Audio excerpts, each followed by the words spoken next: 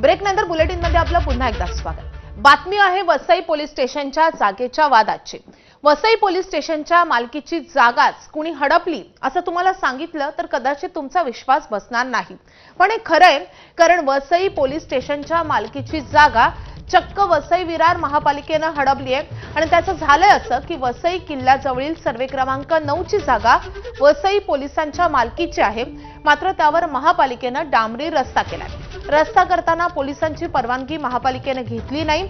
DP plan मध्ये रस्ता असल्याने रस्ता तयार केल्याची माहिती तत्कालीन महापालिका आयुक्तांनी दिली आहे, मात्र जागा महापालिकेला हस्तांतरित करण्यात आलेली नाहीये आणि त्यामुळे रस्ता परवानगी न घेता तयार करून योग्य नाही असं कारण देत वसई पोलिसांनी या प्रकरणी गुन्हा दाखल करून कारवाई केली आहे।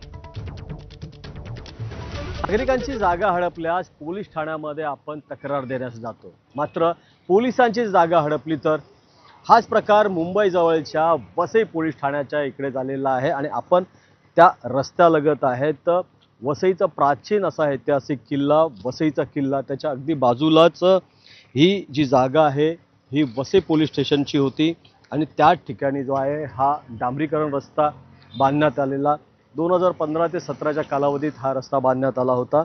हा जो रस्ता ज्या ठिकाणी जातो त्या ठिकाणी एकाचा बंगला आहे, त्याचं नाव जमील शेख आहे आणि त्याचबरोबर छोटू शेख आणि जो आर्किटेक्ट आहे संजय नारंग यांच्या विरोधातही गुन्हा दाखल झालेला आहे। वास्तविक पाहता की वसई पोलिसांनीच हा गुन्हा दाखल केलेला आहे। आर्किओलॉजिस्ट विभाग आहे त्या अधिकाऱ्यांवरही गुन्हा झालेला आहे, म्हणजे ज्या ज्या अधिकाऱ्याने त्यावेळेला ह्याला परवानगी दिली त्या अधिकाऱ्यांच्या विरोधात गुन्हा दाखल झालेला आहे। आता हा सध्या तपास जो आहे EOW म्हणजे आर्थिक गुन्हे शाखा याच्याकडे वर्ग करण्यात आला आहे। प्रभाकर कुडालकर, ABP माझा, वसई।